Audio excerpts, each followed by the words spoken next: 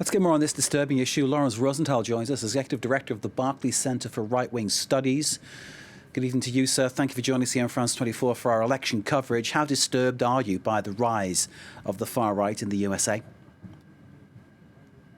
Well, it's quite disturbing. The far right has existed as a fringe element in American politics, and by fringe I mean they haven't had a role in national politics, at least not since the 1920s or 1930s, when the Ku Klux Klan was having its kind of second go around. But that changed. That changed in 2015, and it changed exactly when Donald Trump announced his candidacy for president. And that far right, which had not been involved, as I say, in national politics, was suddenly electrified, and they became staunch supporters of Trump, both elements of the far right, which you can distinguish between a white nationalist element and an anti-government element. And both of those sides were taken with enthusiasm with Donald Trump's candidacy, and have remained enthusiastic through his presidency.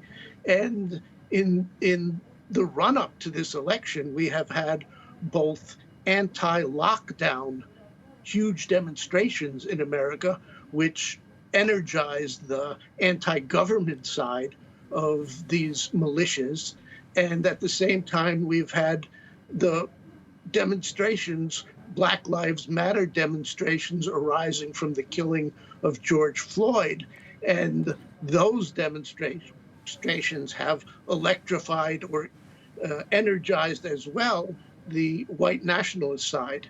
And Trump has failed on every occasion to distance himself. His orientation toward almost any group is whether they like me or not. And these groups like him, and he has not repudiated them. And most recently, he has failed on the same grounds. They like me. He has failed to repudiate the most extraordinary conspiracy theory active in America today, which is called QAnon. Lauwrence, in terms of what happened in Charlottesville when the white nationalist demonstration came up against a counter-demonstration and a woman was run down by one of the white nationalists in a car. Yes. Donald Trump failing to condemn the white nationalist crowd, even going as far as saying there were some fine people among them. How much has Donald Trump, in your opinion, stoked the situation? Oh, as I say, he raised them to a level that they have never been before, and his failure to repudiate them has made them attractive in a way that they have never been before. What's more, if you think back to the Charlottesville events, they were called the Unite the Right rallies. And what they were really aiming to do was create a kind of national right-wing militia.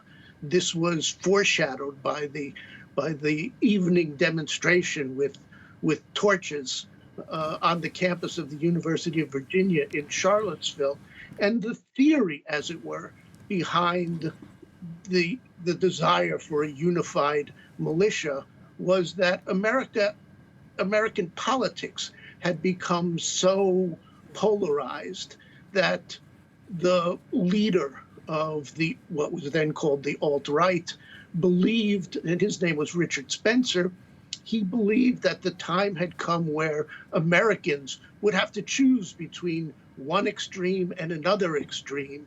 And he called that America having entered into Weimar, into the period in German history which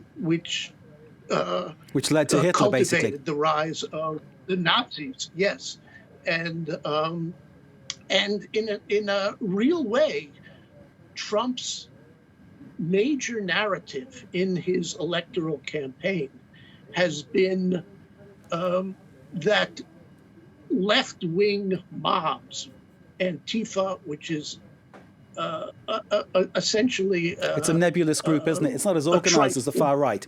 It's a trifle. But there's that, and Black Lives Matter, and his argument, his major narrative, as I say, has been America is under siege by these left-wing mobs, and only he and the presence of a right-wing alternative, which is the existing and growing right-wing militias, only that is going to save America.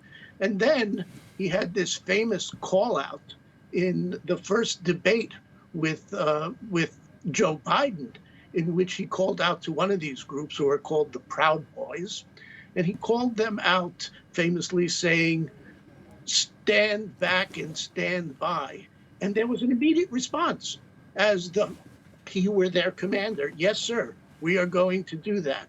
So the line of communication, as though he were in addition to being the commander in chief of the American Armed Forces, he was the commandante in chief of America's militia right. Lawrence, can I ask you briefly, if Trump loses, as some people say he will, of course it is for many too close to call, but if Trump loses, do you think there will be trouble? Do you think these heavily armed, very angry, far-right groups will cause trouble? I think there's certainly a possibility. And I think there may be one-off events. A lot will depend on the extent to which Trump asserts that it's been a fraudulent and stolen election. That's why so many people in liberal and democratic America are hoping for a landslide on Biden's part, which would make less credible the idea that the election was stolen. But Trump has, without cease, been arguing that if he loses, it is only because the election will have been stolen. Lauwrence Rosenthal, Executive Director of the Barclay Centre for Right-Wing Studies. Thank you, sir, very much for joining us here on France 24 and sharing your knowledge and analysis with us.